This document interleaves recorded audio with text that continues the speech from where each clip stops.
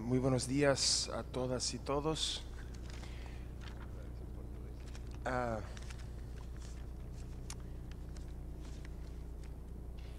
Vamos a dar inicio a la sesión número 6 dentro del 158 periodo extraordinario de sesiones acá en Santiago de Chile sobre afectaciones a los derechos humanos por la actividad minera en Brasil.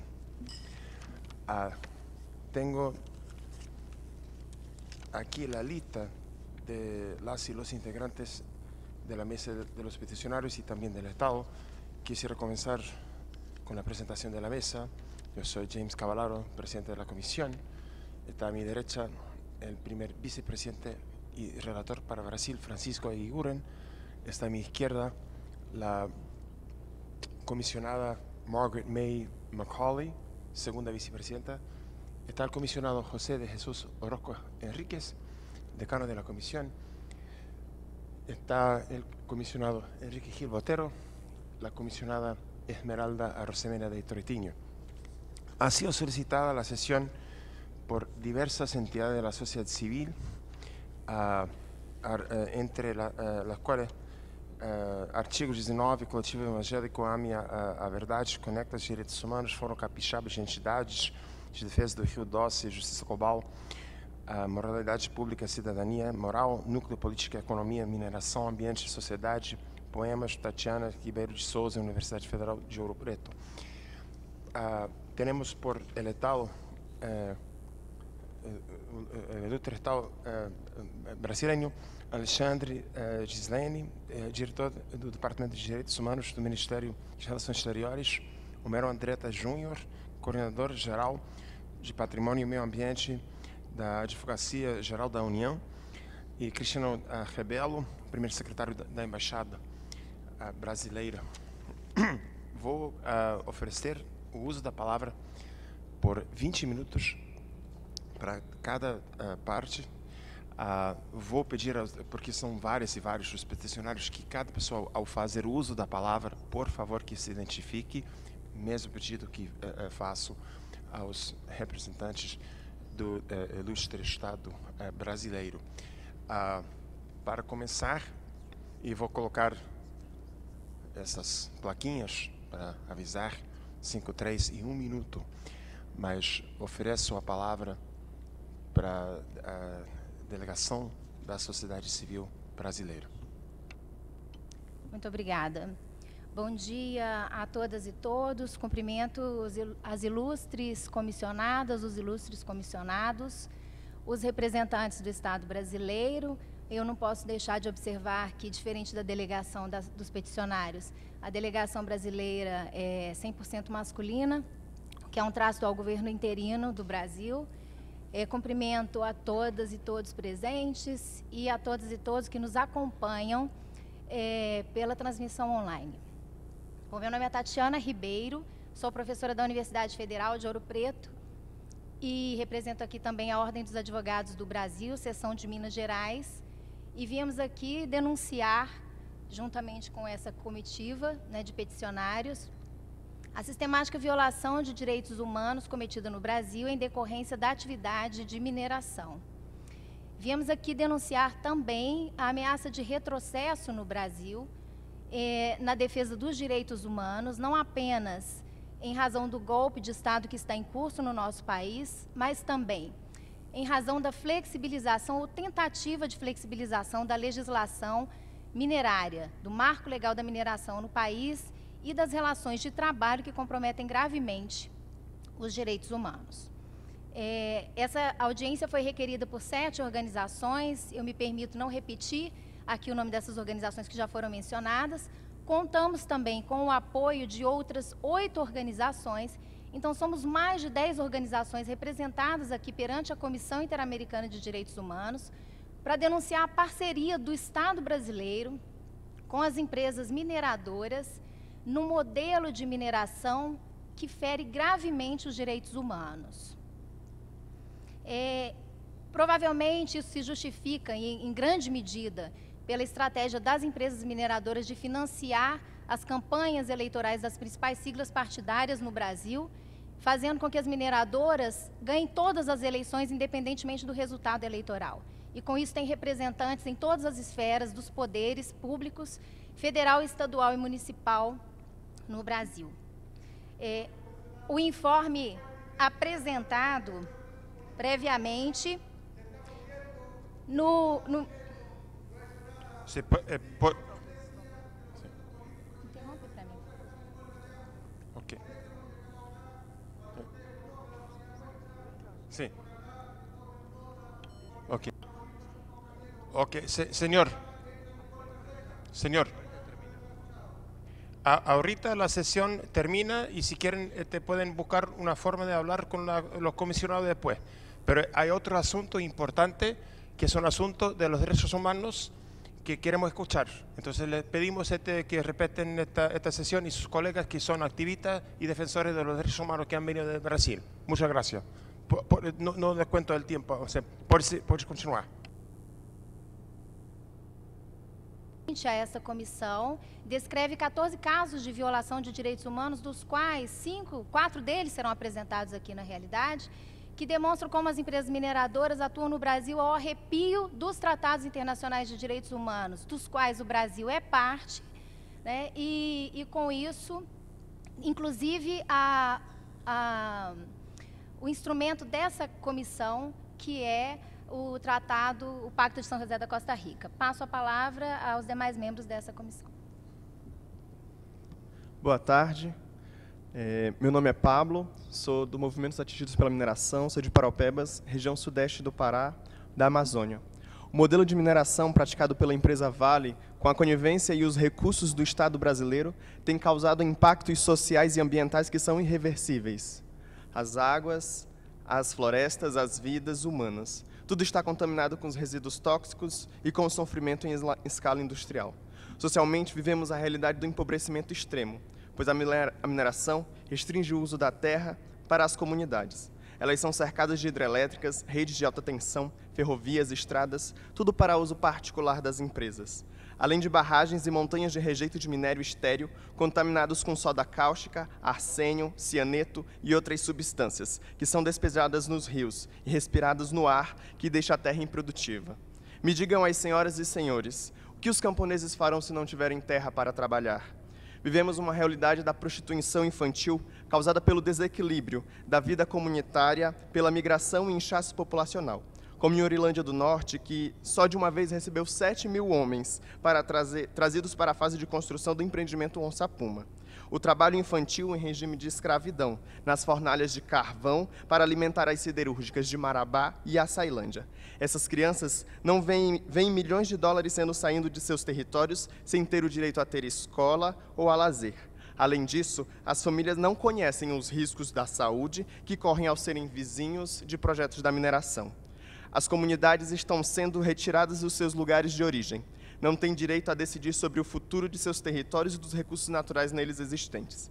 As empresas nos chamam de superficiários e, amparados por uma legislação de um país sem preocupação humana ou social, podem desafetar as áreas desejadas pela empresa. E quando isso não acontece de forma ordeira, a polícia sempre está de prontidão para dar cabo de despejos violentos e promover terrorismo psicológico com bombas, como acontece no acampamento Frenri, em Curianópolis, que enfrenta todos os dias para as famílias venderem as terras para as empresas. Em 2013, o governo brasileiro, junto com os representantes parlamentares da empresa, que ganharam milhões em financiamento de campanha eleitoral, enviaram ao Congresso uma proposta de marco regulatório para a mineração que retira qualquer direito das comunidades e nem ao menos permitiu a participação popular na construção deste documento.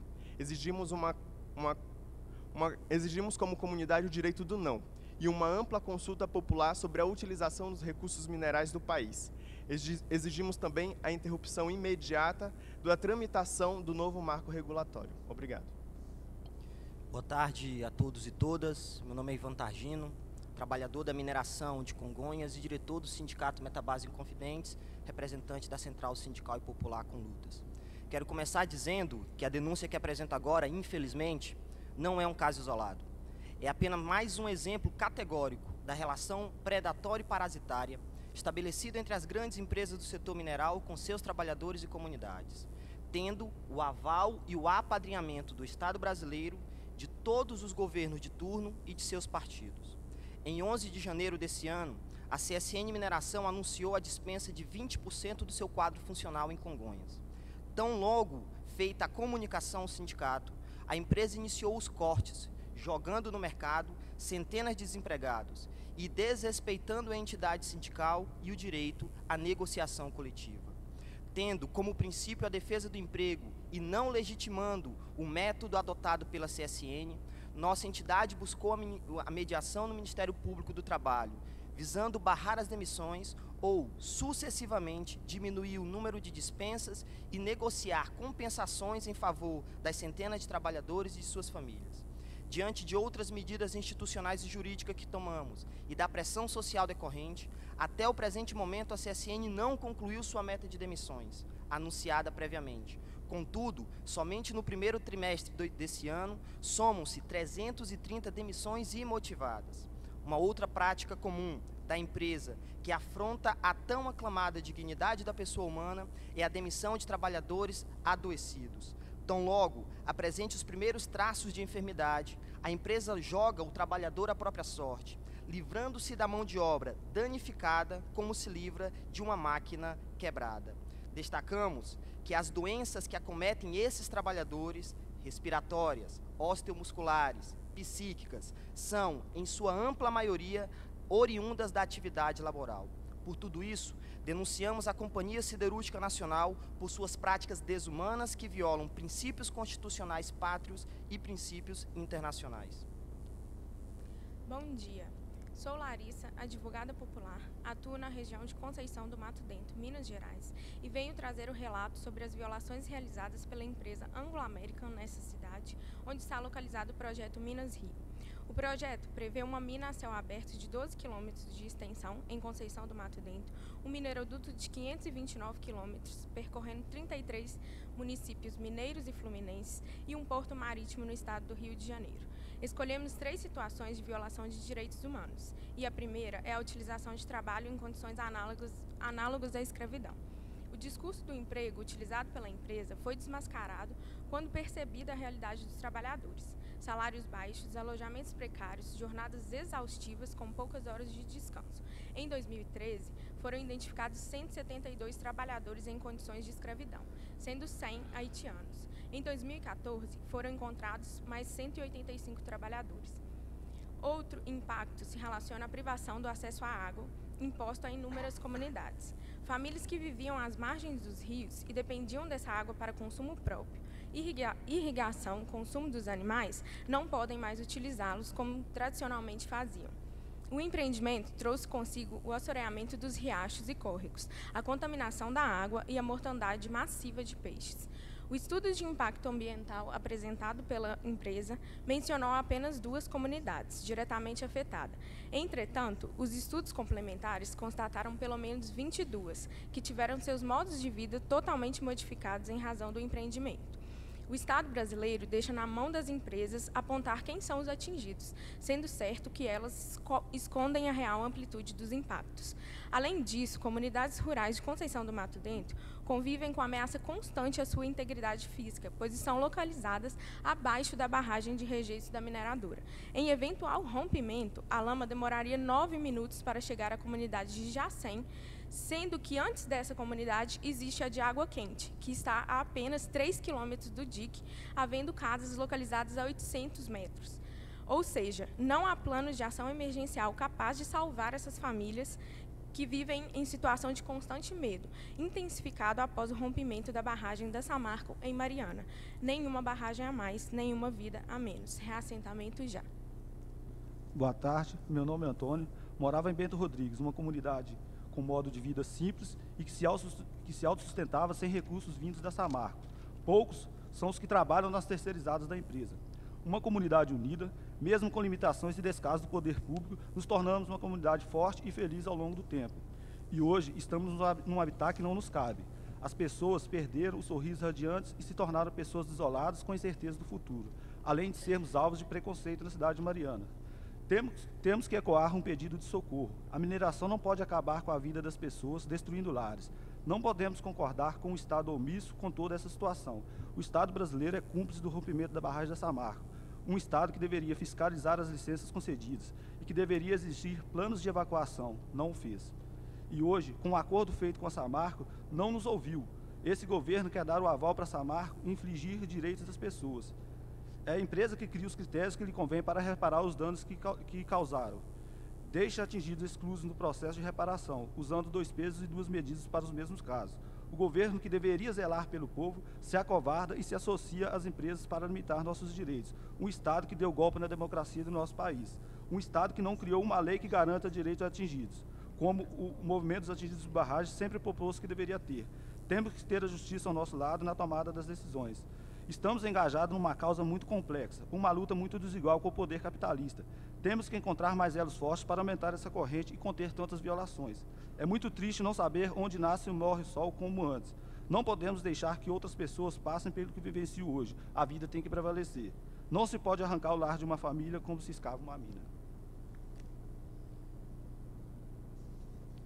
Bom dia, senhores. Eu me chamo Talena, sou nativa da Vila de Regência Augusta, onde se localiza a Foz do Rio Doce. É uma honra poder estar aqui representando os atingidos da minha região e o Fórum Capixaba em defesa do Rio Doce. A realidade é que nosso rio todo está em agonia. É em Regência que um problema regional se torna mundial em função da contaminação que se dispersa. A lama tóxica ainda continua indo para o mar e nós, ribeirinhos, somos os primeiros atingidos no momento. Mas este problema é de todos. Estamos em um só universo, contudo teremos um desequilíbrio ambiental e vital. Já se passaram meses e os responsáveis por esse crime ainda não foram punidos. Ao todo o acontecimento que está causando a nós, seres vivos. Regência é uma vila de aproximadamente 1.500 habitantes, de uma enorme diversidade ambiental. É uma vila turística considerada como o 10º melhor lugar no Brasil para a prática do surf. É um vilarejo de pescadores com povos indígenas e caboclos. As pessoas vivem de seu artesanato, comércio e trabalhos braçais.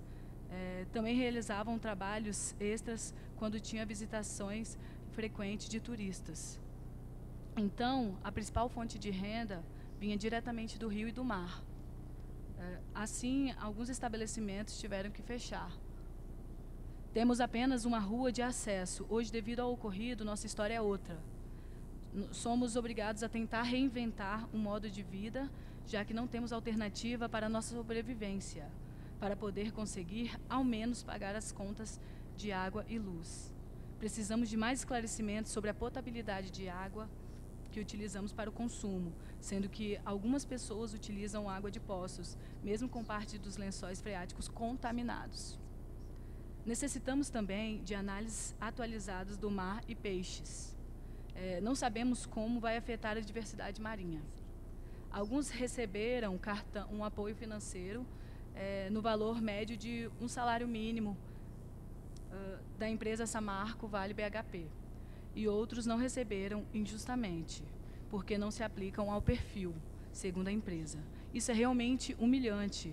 Nada disso supre o tamanho da dor que nos deixaram. Não nos calaremos, estamos na luta por todos. A vida merece respeito. Gostaria de entregar, no final, em mãos, o relatório realizado pelo Fórum Capixaba em defesa do Rio Doce, que representa a sociedade civil organizada, do qual eu participo. Muito obrigada. Boa tarde. Meu nome é Letícia, eu sou do Movimento dos Atingidos por Barragens. Viemos denunciar aqui hoje a violação ao direito à informação, ao acesso à justiça, à participação e o poder que as empresas têm tido na reconstrução da vida dos atingidos. No Brasil, a Samarco, a Vale e a BHP Billiton fizeram um acordo com os governos do Estado de Minas Gerais, do Espírito Santo e com o governo federal sobre programas de ações que as empresas devem fazer para reparar os direitos dos atingidos e do meio ambiente. Esse acordo foi construído sem nenhuma participação dos atingidos. Os atingidos não foram ouvidos. Como se pode prever ações para reparar a vida das pessoas sem consultá-las? Como se pode prever ações ambientais de recuperação do rio e das áreas ribeirinhas sem a participação das pessoas que viviam na beira do rio e conviviam com o rio diariamente? Houve violação de direitos humanos, principalmente do direito à participação. já durante a elaboração do acordo.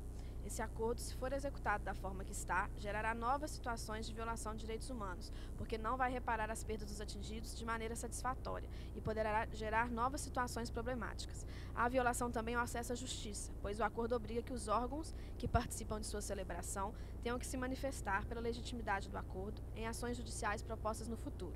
Além disso, o acordo prevê que quem executará as funções será uma fundação de direito privado, formada pelas 3 empresas responsáveis pelo rompimento. Dessa forma, o acordo mantém o protagonismo das empresas e não dos atingidos no processo de reparação. São as empresas representadas pela fundação que irão propor, executar e financiar as ações. No acordo não há previsão de participação dos atingidos na proposição das ações e fiscalização das ações realizadas pela empresa, pois os atingidos terão assentos apenas no comitê consultivo, junto com outros grupos. Mais uma vez, o direito à participação será violado e mais direitos poderão ser violados à medida que ações sem participação sejam executadas pelas empresas. Em todo esse processo, as empresas são as principais protagonistas e os atingidos não vêm sendo considerados. As ações são feitas da maneira que a empresa quer e no prazo que ela se sente mais à vontade para fazer. Para o movimento, quem deve pensar as ações devem ser os atingidos, assim como coordenar a sua execução, junto com organizações de sua confiança. As empresas responsáveis pelo crime devem apenas financiar as ações e o Estado deveria estar do lado dos atingidos. Muito obrigada. Boa tarde aos membros da comissão e do Estado brasileiro. Meu nome é Guilherme de Sá Meneguin, sou promotor de justiça. Desculpe, pode de certa distância do microfone. Meu nome é Guilherme de Sá Meneguin, sou promotor de justiça do Ministério Público de Minas Gerais, exercendo o cargo na comarca de Mariana, cidade onde ocorreu o maior desastre tecnológico da história do Brasil, no dia 5 de novembro de 2015. Em razão do histórico de violações de direitos humanos provocado pela omissão do Estado brasileiro quanto à atividade minerária no país e relatados nessa audiência, consideramos essencial tomar providências para regularizar a mineração e os desastres tecnológicos decorrentes. Quanto à mineração, requeremos que seja recomendado ao Brasil que priorize os direitos humanos por meio das seguintes medidas: a. Alterar a lei para exigir estudos de impacto sobre os direitos humanos como condição para a aprovação de empreendimentos mineradores. B. Fomentar e permitir a participação popular na elaboração do marco legal da mineração que está tramitando no Congresso Nacional. C. Alterar a lei para vincular os tributos arrecadados com a mineração às políticas de saúde, educação e diversificação econômica. D. Realizar a fiscalização efetiva das barragens e dos empreendimentos minerários, com funcionários capacitados e em número suficiente. Concernente aos desastres tecnológicos originados pela mineração, requeremos que se recomende ao Brasil que crie uma lei para regulamentar direitos e deveres nesses eventos catastróficos, mediante os seguintes preceitos: a. Conceito abrangente de vítima do evento, de maneira que o poder público assuma a tarefa de identificar as vítimas, proibindo expressamente as empresas de dizer quem é e quem não é digno de reparação. Definir claramente as competências dos órgãos do Poder Judiciário para conhecer das causas decorrentes de desastres tecnológicos, posto que após o evento do dia 5 de novembro de 2015, as providências judiciais requeridas pelo Ministério Público estão paralisadas, aguardando uma definição sobre a competência jurisdicional. C. Alterar a lei trabalhista para garantir a estabilidade no emprego dos trabalhadores enquanto durarem os efeitos do desastre. D. Garantia legal de participação das vítimas dos desastres nas decisões sobre seus direitos, por meio do voto direto de comissões e poderes públicos. Por fim, recomenda-se ainda à Comissão Interamericana de Direitos Humanos que instaure processo perante a Corte Interamericana de Direitos Humanos para apurar as violações de direitos humanos relatados nessa audiência, especialmente em relação ao desastre tecnológico do dia 5 de novembro de 2015, e que realize uma audiência para coletar os testemunhos das vítimas em Mariana. Muito obrigado. Muito obrigado pelas informações e as exposições. Gostaria de oferecer aos representantes do ilustre Estado brasileiro o uso da palavra por até 20 minutos. Bom dia, senhor presidente, James Cavallaro. Buenos dias a todos os comissionados, a senhora comissionada, Madam Commissioner. Quisiéramos antes que nada agradecer essa oportunidade que a comissão nos brinda para tratar de um tema que nos resulta de los más caros que temos na vida pública brasileña, más caro para el Estado de Brasil y para el público brasileño, que son los resultados del desastre socioambiental de Mariana. Yo quisiera presentarles como exponente en nombre de Brasil a Homero Andretta Jr., que es el Coordinador General de Patrimonio y Medio Ambiente de la Abogacía General de la Unión de Brasil. Es el dentro de nuestro gobierno es la persona que va a tener la visión más abarcadora de los desafíos que se involucran en este caso. Con su permiso, señor presidente, le paso la palabra. Buenas tardes, senhores comissionados. Boa tarde aos representantes dos peticionários.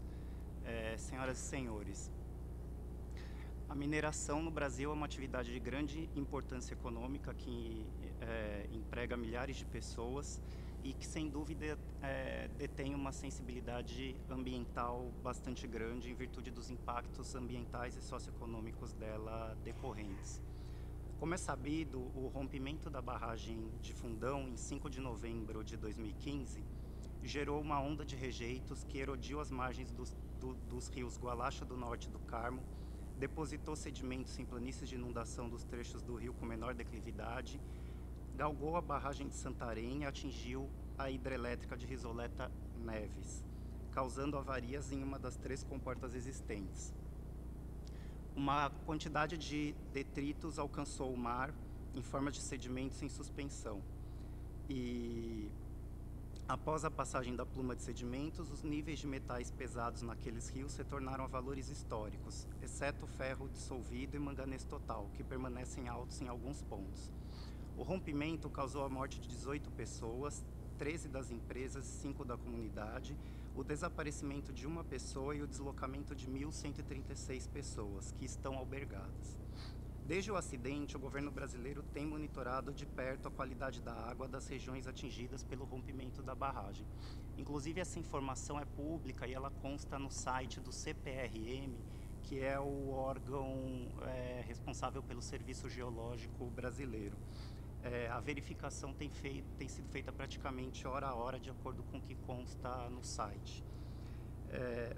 Os relatórios técnicos, eles demonstram que não há mais presença de metais dissolvidos nas amostras de água e sedimento em quantidades que possam ser consideradas de risco para a saúde. É importante esclarecer que, no momento do desastre, a Defesa Civil, por meio do Ministério da Integração Nacional, o próprio Ministério da Defesa, que enviou homens do Exército para fazer o atendimento emergencial quanto ao abastecimento de água, e sem prejuízo também do deslocamento de muitos servidores do Ministério do Meio Ambiente e do IBAMA para verificar as consequências do desastre e atenção emergencial à população.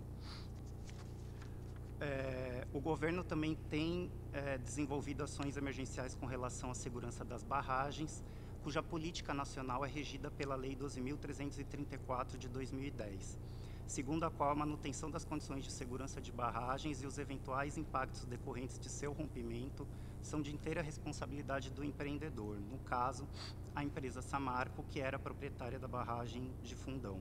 E essa fiscalização é feita pelo Departamento Nacional de Produção Mineral.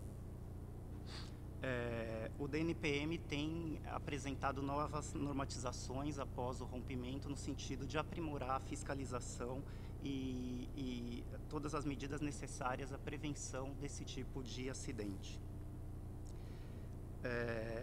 Logo depois do rompimento da barragem, o IBAMA, que é a autarquia ambiental responsável pela fiscalização ambiental no Brasil, lavrou uma série de notificações e atuações à empresa Samarco, solicitando providências, informações e no total, aplicando uma multa de 250 milhões de reais, em razão de a empresa ter tornado área urbana imprópria para ocupação humana, ter provocado perecimento de espécimes da biodiversidade, causar poluição no Rio Doce e nos estados de Minas Gerais e Espírito Santo por meio de lançamento de rejeitos da mineração de ferro, e causar poluição hídrica, dentre outros efeitos do rompimento da barragem. O âmbito de competência do Ministério do Desenvolvimento Social foi estabelecido a possibilidade de pagamento antecipado de recursos do Bolsa Família, que é um programa de assistência social mais conhecido no Brasil para os atingidos. É importante dizer que o Estado também reconheceu que o rompimento da barragem atingiu a terra indígena Krenak e algumas populações de tupiniquins e outras etnias indígenas. E após o acidente em Mariana, de uma maneira inédita na história do Brasil, a Advocacia Geral da União, juntamente com os estados de Espírito Santo e Minas Gerais ajuizaram uma ação civil pública contra as empresas, tão logo foram possíveis colher as informações a respeito do desastre. Havia um pedido estimado de 20 bilhões de reais em medidas a serem desenvolvidas ao longo de 20 anos, além de uma série de medidas emergenciais que foram pedidas pelos 2 estados federados e pela União Federal contra as empresas. Uma vez concedida a liminar, as empresas procuraram os representantes dos estados e da União no sentido de se buscar um acordo com vistas à imediata recuperação do Rio Doce e aos danos socioeconômicos causados. Na decisão liminar, o juiz já havia determinado uma indisponibilização de 2 bilhões de reais da empresa Samarco em contas judiciais para implementar as ações de contenção dos impactos. Não obstante, em virtude das negociações com vistas à celebração do termo de ajustamento de conduta, que afinal foi celebrado, se entendeu que a criação de uma fundação privada aceleraria de maneira bastante substancial a recuperação dos danos socioeconômicos e socioambientais. É importante dizer que a solução da fundação se deveu às vantagens que foram vislumbradas em relação ao prosseguimento da ação judicial. Em primeiro lugar, a grande vantagem é que, por meio do acordo, as empresas reconheceram a responsabilidade integral delas pelo desastre e pelas suas consequências. Caso se prosseguisse na lide, nós poderíamos apenas ficar discutindo a questão da responsabilidade das empresas por anos a fio no Poder Judiciário, muito embora a legislação brasileira seja clara no sentido de que a responsabilidade pelo dano ambiental é objetiva, isto é, ela independe de culpa ou mesmo dolo do agente que o causa. Então, a primeira grande vantagem do acordo celebrado é esse: não há mais discussão a respeito da responsabilidade, as empresas assumiram a sua responsabilidade. O termo de ajustamento de conduta previu que essa fundação seria de fato privada, justamente para que não houvesse manejo de recursos públicos, o que demandaria do Estado a realização de licitações, e o que por si só atrasaria sobremaneira o atendimento à população, e também não previu a criação de um fundo no âmbito do Poder Judiciário, porque também, até de outras experiências que a advocacia pública conhece, seria bastante difícil que as medidas fossem imediatamente e emergencialmente tomadas, como o que se vislumbra em decorrência da fundação. A fundação, é verdade, será financiada pelas 3 empresas, inclusive pela Vale e pela BHP, que assumiram a sua responsabilidade em conjunto com a Samarco. E ela vai ter o eixo de reparação socioeconômica e socioambiental com programas específicos de atendimento à população. Por meio do acordo, as empresas reconheceram a responsabilidade integral e ele é um veículo, portanto, mais célere de execução desses programas.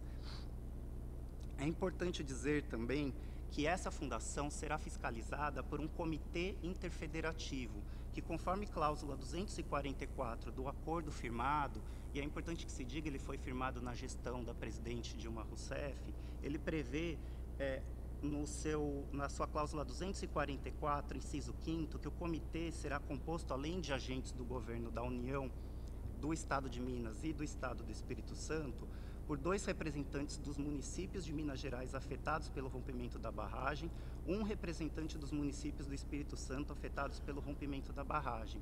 E esse comitê será um órgão de supervisão e de validação das ações que a Fundação se obrigou a exercer.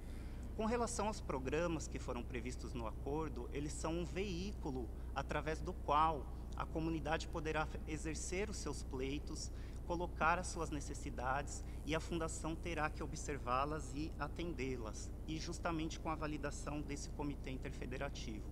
É importante dizer também que o acordo não revoga, não afeta e não atrapalha em qualquer maneira a competência dos órgãos legalmente, com atribuição legal pela fiscalização e pelo licenciamento ambiental. Não há qualquer limitação a que os órgãos trabalhem dentro das suas atribuições legais. Não existem também limites para reparação em termos de indenizações e reparações das pessoas atingidas, das comunidades atingidas. Existem apenas limites para compensação ambiental. Embora as cláusulas nesse aspecto sejam bastante duras e envolvam, por exemplo, a reposição da mata devastada em mais de 5 vezes da área efetivamente devastada e 500 milhões de reais a serem gastos em saneamento básico em todos os municípios afetados, entre outras ações. Quanto às críticas de participação popular, é importante assinalar que a Fundação prevê ampla participação social, inclusive do Comitê da Bacia Hidrográfica do Rio Doce. É importante dizer que a Lei da Política Nacional de Recursos Hídricos no Brasil prevê que toda a bacia hidrográfica no Brasil terá os seus recursos gerenciados por meio de um comitê de bacia. E esse comitê, ele conta com amplíssima participação social dos municípios, dos usuários dos recursos hídricos, que podem se manifestar e pedir, realizar as suas demandas por meio do comitê. E o acordo justamente contempla, dentro da fundação, a participação de representantes do comitê da bacia, inclusive no comitê interfederativo que estará supervisionando a fundação. O acordo permite que os atingidos também, que assim preferirem, que se valham das vias ordinárias. Não seria nem mesmo legalmente, constitucionalmente possível no Brasil que algum acordo afastasse o acesso ordinário à jurisdição ou outros métodos de recomposição dos direitos que foram vulnerados pelas pessoas diretamente atingidas ou que indiretamente tinham a sua vida dependente dos recursos que o Rio Doce fornecia. Exemplo dos pescadores, dos areeiros, de todas as comunidades dos povos indígenas que também foram atingidos, de maneira que a Fundação ela tem programas de reparação social para os quais os atingidos podem se dirigir e fazerem os seus pleitos, mas aqueles que preferirem ou que quiserem contratar os seus próprios advogados, que quiserem pleitear indenizações por meio da Defensoria Pública, eles poderão atuar livremente e nem poderiam ser cerceados de qualquer maneira pelo Estado nesse sentido. É importante dizer também que depois do acordo, recentemente, a Advocacia Geral da União assinou um acordo de cooperação técnica com a Defensoria Pública da União, por meio do qual a Defensoria Pública cooperará tecnicamente na atenção aos assistidos, sobretudo com relação aos direitos individuais vulnerados. Evidentemente, o interesse do Estado brasileiro se dá com relação àquelas ações que envolvem pedidos judiciais que de alguma forma estejam ligados à recomposição da bacia do Rio Doce como um todo. Na medida em que, por se tratar de um rio federal, a solução quanto à recomposição e reparação ambiental depende de que seja uma reparação global. Na medida em que medidas em um município ou em outro podem afetar a inteireza da recuperação do bem. Por fim, com relação aos aportes das empresas, o acordo considera a capacidade financeira das empresas com relação aos aportes anuais e os valores são bastante elevados, de maneira que será até mesmo difícil efetuar o gasto integral de tudo que está previsto, muito embora eles serão executados paulatinamente à medida que os programas e projetos sejam aprovados pela Fundação e validados pelo Comitê Federativo. Interfederativo. Enfim, com essas palavras, em nome do Estado brasileiro, agradecemos à Comissão Interamericana de Direitos Humanos pela oportunidade de discutir e ficamos à disposição para todas as indagações que sejam realizadas com relação ao caso ou, eventualmente, com relação a outros aspectos da atividade minerária no país. Muito obrigado, tanto aos e às peticionárias, quanto aos representantes do ilustre Estado brasileiro. Gostaria de oferecer o uso da palavra, primeiro ao meu colega, relator para o Brasil, o comissário Francisco Eguiguren. Muchas gracias, señor presidente. Buenas tardes a todos, a todas. Hemos tenido la oportunidad, que valoramos mucho, de recibir esta información sobre los problemas ocasionados por el desarrollo de la actividad minera en diversas localidades de Brasil y las acciones de remediación. Quiero, como lamentablemente estamos con el tiempo casi vencido, voy a hacer un comentario y una pregunta, pero es importante señalar que la Comisión Interamericana de Derechos Humanos, a través de su Relatoría de Pueblos Indígenas, ha publicado recientemente un informe que en su nombre más corto se conoce como Pueblos Indígenas, Comunidades Afrodescendientes e Industrias Extractivas, y que en su nombre más extenso, y que permite comprender su contenido, se llama Pueblos Indígenas, Comunidades Afrodescendientes y Recursos Naturales, protección de derechos humanos en el contexto de actividades de extracción, explotación y desarrollo. Lamentablemente, por la carencia de recursos económicos que hoy padece la Comisión, este informe se encuentra disponible, colgado en la página web de la Comisión, en su versión original, que es en español.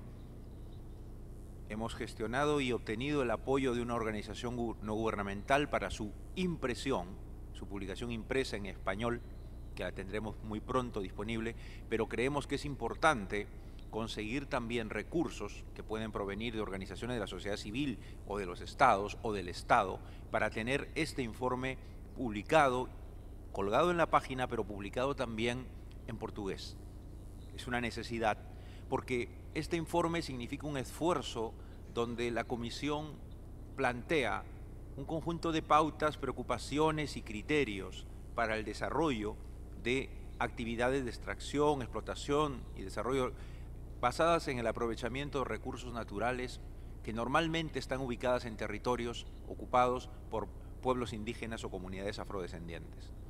Y un aspecto importante que se señala en este informe, sobre el cual me gustaría conocer la opinión del Estado, precisamente cómo interpreta esto, y también la experiencia de los peticionarios, tiene que ver que este informe señala, por ejemplo, quizás en una labor preventiva, porque aquí estamos hablando más de remediar catástrofes, que también es importante, pero una tarea preventiva, que cada vez que pueda tener que desarrollarse un proyecto, una inversión, que sin duda son necesarias, pero que deben desarrollarse de determinada manera, pues cuando pueda haber de por medio algún riesgo ambiental, antes de otorgar cualquier permiso o autorización, se requiera no solo un estudio de impacto ambiental, sino también ejercer el derecho de consulta previa a los pueblos indígenas y comunidades afrodescendientes, por ejemplo. Por eso, mi pregunta en ese primer punto, que es de tipo también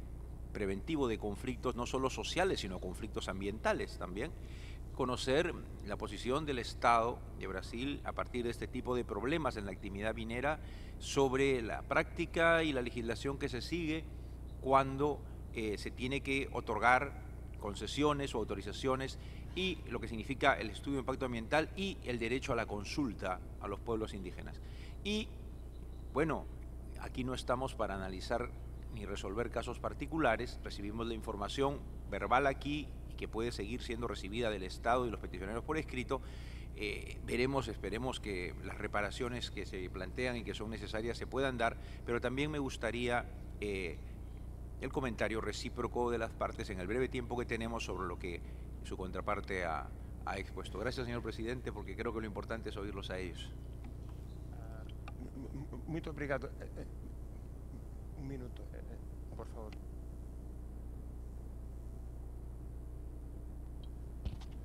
Gracias, presidente.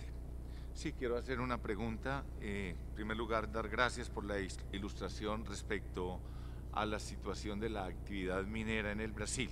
Solo y muy brevemente quiero señalar o preguntar si los principios rectores del derecho ambiental, de manera específica el principio de precaución y el principio de prevención, se encuentran consagrados, desarrollados y exigidos en la normatividad, o si por el contrario hay desidia, hay ausencia, hay ligereza en la aplicación y consagración de esos principios rectores de derecho ambiental en el marco normativo en esa materia. Gracias, presidente. Muchas gracias. El tiempo se nos acaba. A minha colega, vice-presidenta, gostaria de informações específicas sobre os efeitos na saúde das mulheres e das comunidades afrodescendentes e também especificamente os efeitos sobre o direito à educação. A comissão sempre está disposta a receber informações por escrito. Agora podemos oferecer 3 minutos e só 3 minutos para cada parte, para que cada parte possa responder. Muito obrigada, senhor presidente. Meu nome é Rafaela Lopes, eu sou advogada da Organização de Direitos Humanos e Justiça Global e eu gostaria de me ater a alguns comentários feitos pela delegação, pela missão brasileira. Bom, inicialmente eu gostaria de rebater algumas alegações no sentido de que a missão sempre se refere ao desastre socioambiental como um acidente. Na verdade, não foi um acidente, foi um desastre que aconteceu, um crime que aconteceu e que houve responsabilidade do Estado, uma negligência do Estado na não fiscalização da empresa e na não fiscalização do empreendimento. Então, não se tratou de um acidente. Além disso, o Estado fala que esteve presente o tempo todo na área do desastre e, na verdade, o que a gente está contestando e que a gente trouxe aqui nessa audiência é o destaque para o fato do protagonismo da empresa em diversos momentos. O protagonismo da empresa no cadastramento dos atingidos e no recebimento das doações que vinham dos diversos cantos do país. É um absurdo que a empresa, além de ser a responsável pelo desastre, ainda era a responsável por gerir as reparações advindas desse desastre. É como se o lobo estivesse cuidando do galinheiro. Sobre o Bolsa Família. Bom, nesse momento de instabilidade institucional no país, né, de um golpe, na visão da sociedade civil, existe uma grande instabilidade quanto à manutenção do Bolsa Família, né? Então, não sei se isso pode ser trazido como uma solução efetiva para o caso. Além disso, o Estado não deveria ser chamado para arcar com esses custos, né? Nem os atingidos e nem o Estado. Nem os atingidos através do FGTS, da liberação do FGTS, nem o Estado. Na verdade, o papel do Estado é forçar que a empresa realize os pagamentos devidos a título de reparação. Bom, a Samarco tem utilizado o acordo para solucionar a questão, apesar de o acordo ser o primeiro passo, né, para começar as negociações. Quanto à questão da contaminação da água, de fato, né, esses materiais que o senhor, aos quais o senhor aduziu, de fato não são materiais tóxicos, radioativos, materiais que podem causar um dano imediato às pessoas que consomem aquela água, mas não se considera o mal que esses materiais podem causar a todos os seres vivos que dependem da bacia no médio e no longo prazo, né? Beber água com manganês e com ferro e alumínio, não sei se é o desejo de todas as pessoas. Bom, a gente está falando aqui de um modelo que deixa a empresa como protagonista na administração das compensações. Isso se repete no acordo. As empresas estão encarregadas de criar uma fundação que vai administrar essas reparações e o Estado está terceirizando a sua responsabilidade em ser o protagonista e tirando o lugar dos atingidos nesse lugar de protagonismo, para deixar para a empresa, o que é uma grande lástima. Os órgãos que vão fiscalizar o acordo são os mesmos órgãos que deixaram a barragem romper, que não fiscalizaram devidamente. É o IBAMA, é o DNPM. E, bom, esses órgãos hoje sofrem um processo de precarização terrível enfim, então não terão condições de exercer uma fiscalização adequada. Desculpe, muito obrigado, mas o tempo acabou. Obrigada, presidente. Muito obrigado por 3 minutos. Representantes do Estado brasileiro. Bueno, voy a contestar en español para las preguntas de los comisionados.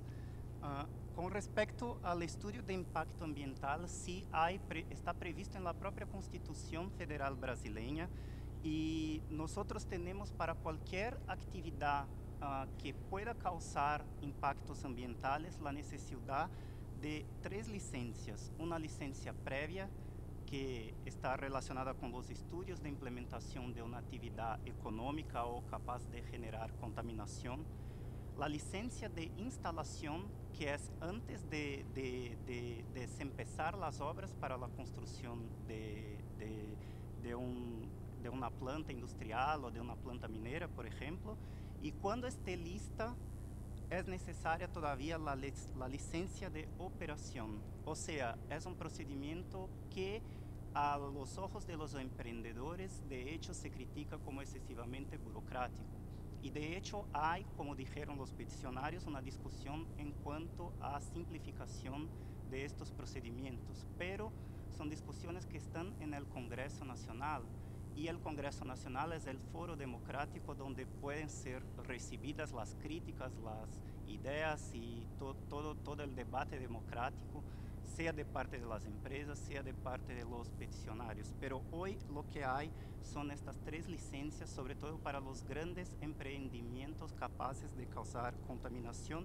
Y esto se da justamente porque se observan los principios de la precaución y prevención, y están sí como marco normativo en Brasil. Sobre las comunidades afrodescendientes, en Brasil hay la previsión legal de reconocimiento de las tierras quilombolas. No sé si todos conocen, pero los quilombos son los descendientes de esclavos que se hicieron estas comunidades en contra los señores de las haciendas en los tiempos coloniales y en los tiempos del imperio. Y hoy el Estado brasileño se les reconoce estas tierras a través de una fundación que se llama Fundación Cultural Palmares. E, bueno, agora passo ao português apenas para destacar que, com relação à atuação direta pela empresa, isso se deveu em decorrência de ordens judiciais prolatadas contra as próprias empresas, inclusive na ação civil pública que nós colocamos. E é importante dizer que se o Estado tivesse que realizar tudo isso sozinho, a população estaria sendo duplamente castigada, na medida em que o contribuinte teria que arcar com expressivos valores no sentido da reparação dos danos causados ao meio ambiente pelas empresas. Então, as empresas sem prejuízo vão ser fiscalizadas pelo Comitê Interfederativo, pela Fundação, que será fiscalizada também pelo Ministério Público, até como decorrência da legislação civil brasileira. E com relação aos programas de auxílio, com relação ao Bolsa Família, de fato, um dos programas socioeconômicos previstos no acordo prevê que as empresas arquem sim com os programas de auxílio mensais, por exemplo, aos pescadores e aos areeiros que não têm mais a condição de exercer a atividade econômica deles, em virtude justamente da contaminação por manganês e outros metais que foram mencionados. Enfim, se o acordo for lido com diligência, pode-se verificar que também se prevê a médio e a longo prazo medidas de reparação, inclusive de retirada da lama e desses metais que ficaram colocados dentro do rio. E essas medidas vão ser adotadas desde que não causem mais danos ao rio do que a sua própria execução demanda. Desculpe, muito obrigado a todas e todos pelas informações. A comissão vai continuar, pelas diversas competências que tem, vai continuar acompanhando essa situação. Portanto, gostaríamos de solicitar informações por escrito às perguntas levantadas que não houvesse tempo para responder devidamente. Com isso, conclui-se essa audiência. Muito obrigado.